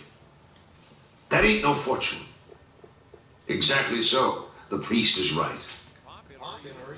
The black frowned at the judge, but the judge leaned forward to regard him. "Wrinkle not thy sable brow at me, my friend. All will be known to you at last. To you as to every man. Now a number of the company seated there seemed to weigh the judge's words, and some turned to look at the black. He stood an uneasy honoree, and at length he stepped back from the firelight, and the juggler rose and made a motion with the cards, sweeping them in a fan before him, and then proceeding along the perimeter past the boots of the men with the cards outheld, as if they would find their own subject. "Quien? Quien?" he whispered among them. They were right loath, all. When he came before the judge, who sat with one hand splayed across the broad expanse of his stomach, raised a finger and pointed. Hurry up. "Young Blasarius yonder," he said. "Como?" "El Joven." "El Joven," whispered the juggler. He looked about him slowly with an air of mystery until he found with his eyes the one so spoken. He moved past the adventurers, quickening his step. He stood before the kid. He squatted with the cards and fanned them with a slow, rhythmic motion akin to the movements of certain birds at court. "Una carta," he wheezed. The kid looked at the man, and he looked at the company about. "See," said the juggler, offering the cards. He took one. He'd not seen such cards before, yet the one he held seemed familiar to him. He turned it upside down and regarded it, and he turned it back. The juggler took the boy's hand in his own and turned the card so he could see. Then he took the card and held it up. "Cuatro de copas," he called out. Four The cups. woman raised her head. Not a good card. She looked like a blindfold mannequin raised awake by a string. That's Glanton's card. "Cuatro de copas," she said. Four She cups. moved her shoulders. The wind went among her garments and her hair.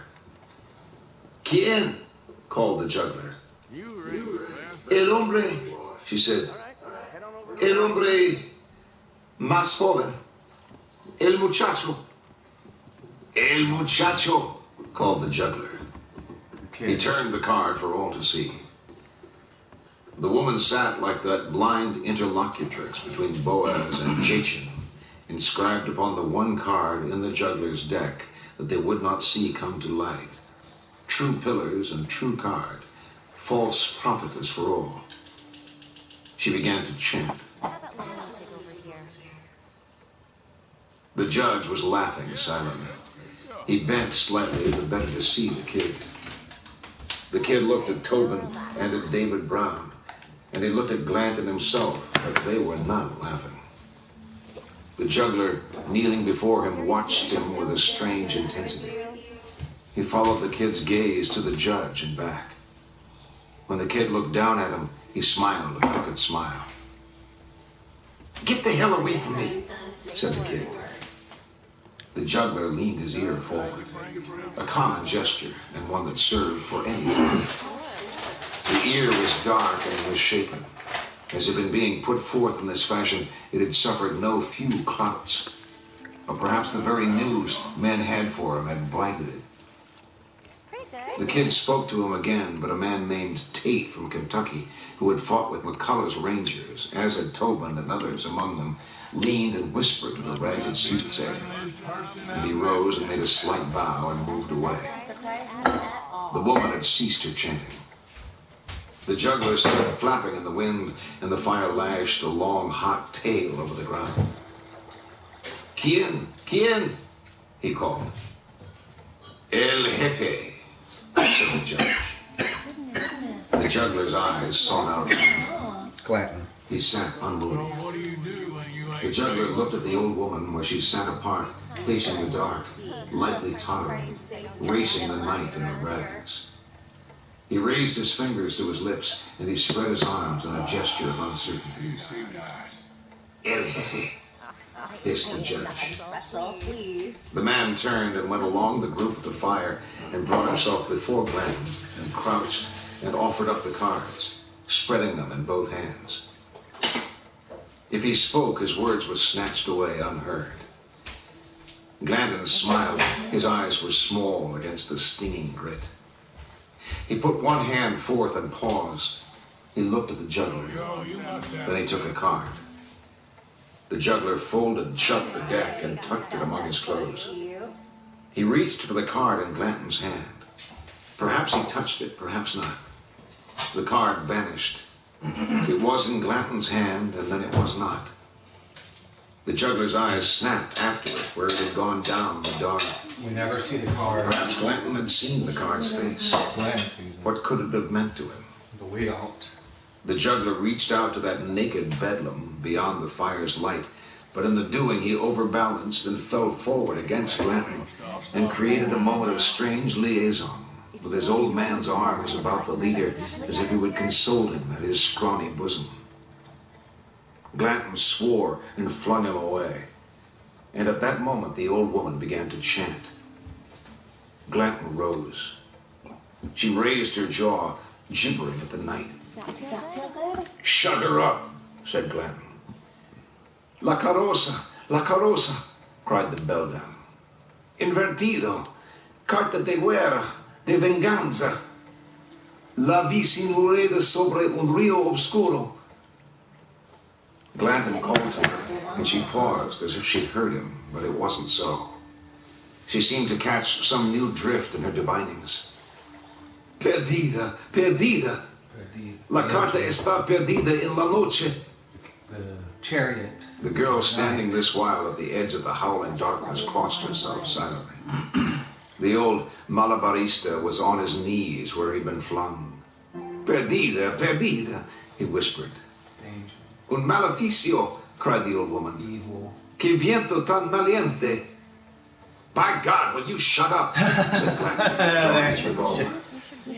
"Carroza de muertos, llena de huesos, el joven que..." The judge, like a great ponderous djinn, stepped through the fire, and the flames delivered him up as if he were in some way native to their element. He put his arms around Glanton. Someone snatched the old woman's blindfold from her, and she and the juggler were clouted away. And when the company turned in to sleep, and the low fire was roaring in a blast like a thing alive, these four yet crouched at the edge of the firelight among their strange chattels, and watched how the ragged flames fled down the wind as if sucked by some maelstrom out there in the void, some vortex in that waste apposite to which man's transit and his reckonings alike lay abrogate. As if beyond will or fate, he and his beasts and his trappings moved both in card and in substance under consignment to some third and other destiny. In the morning when they rode out, it was that pale day, with the sun not risen, and the wind had abated in the night, and the things of the night were gone. The juggler on his burro trotted towards the column and fell in with Glanton, and they rode on together. And they were so riding in the afternoon when the company entered the town of Hanos. An ancient walled presidio composed wholly of mud, a tall mud church and mud watchtowers, and all of it rain-washed and lumpy and sloughing into a soft decay. The advent of the riders bruited by scurved curs that howled woundedly and slank among the crumbling walls. They rode past the church where old Spanish bells, sea-green with age, hung from a pole between low mud dolmens. Dark-eyed children watched from the hovels. The air was heavy with the smoke from charcoal fires, and a few old pelados sat mute in the doorways, and many of the houses were caved and ruinous and stood for pens. An old man with soapy eyes lurched out at them and held forth his hand. "Una corta caridad," he croaked to the passing horses. "Por Dios." You seem tense, Harlan. In the square, two of the Delawares and the outrider Webster were squatting in the dust with a weathered old woman the color of pipe clay. Dry old crone, half naked, her paps like wrinkled aubergines hanging from under the shawl she wore. Yeah. She stared at the ground, nor did she look up even when the horses stood all about her. Glanton looked down the square. The town appeared empty. There was a small company of soldiers garrisoned here, but they didn't turn out. Dust was blowing through the streets. His horse leaned and sniffed at the old woman and jerked its head and trembled, and Glanton patted the animal's neck and dismounted. "She was in a meat camp about 8 miles up the river," said Webster. "She can't walk." "How many were there?" "We reckon maybe 15 or 20. They didn't have no stock to amount to anything. I don't know what she was doing there." Glanton crossed in front of his horse, passing the reins behind his back. "Watch her, Cap. She bites." She had raised her eyes to the level of his knees. Glanton pushed the horse back and took one of the heavy saddle pistols from its scabbard and cocked it. "Watch yourself there." Several of the men stepped back. The woman looked up. Neither courage nor heart sink in those old eyes. He pointed with his left hand, and she turned to follow his hand with her gaze, and he put the pistol to her head and fired. Oh, shit. The explosion filled all that sad little park. Some of the horses shied and stepped. A fist-sized hole erupted out of the far side of the woman's head in a great vomit of gore, and she pitched over and lay slain in her blood without remedy. Glanton had already put the pistol at half-cock, and he flicked away the spent primer with his thumb and was preparing to recharge the cylinder. "McGill," he said. Is that nice? A Mexican, solitary of his race in that company, came forward. "Get that receipt for us." He took a skinning knife from his belt and stepped to where the old woman lay and took up her hair and twisted it about his wrist and passed the blade of the knife about her skull and ripped away the scalp. Glanton looked at the men. They were stood, some looking down at the old woman, some already seeing to their mounts or their equipage. Only the recruits were watching Glanton. He seated a pistol ball in the mouth of the chamber, and then he raised his eyes and looked across the square. The juggler and his family stood aligned like witnesses, and beyond them, in the long mud facade, faces that had been watching from the doors and the naked windows dropped away like puppets in a gallery before the slow sweep of his eyes. He levered the ball home and capped the piece and spun the heavy pistol in his hand and returned it to the scabbard at the horse's shoulder and took the dripping trophy from McGill and turned it in the sun, the way a man might qualify the pelt of an animal, and then handed it back and took up the trailing reins and led his horse out through the square toward the water at the ford. They made camp in a grove of cottonwoods across the creek just beyond the walls of the town, and with dark they drifted in small groups through the smoky streets.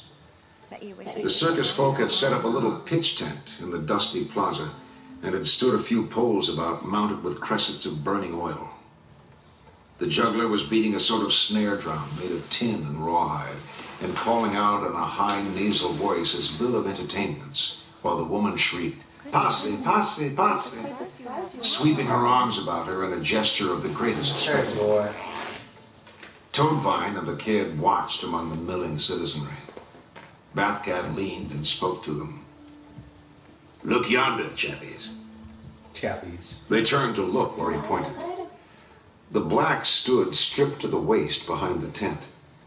And as the juggler turned, with a sweep of his arm, the girl gave him a shove, and he leaped from the tent and strode about with strange posturings under the lapsing flare of the torches. Just let yourself unwind.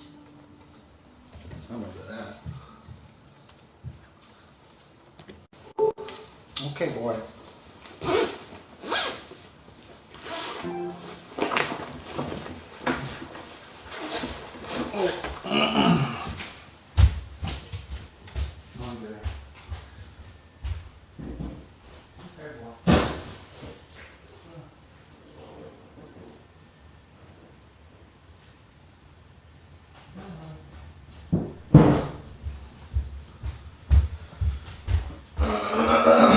Oh, he scratched me, fucker.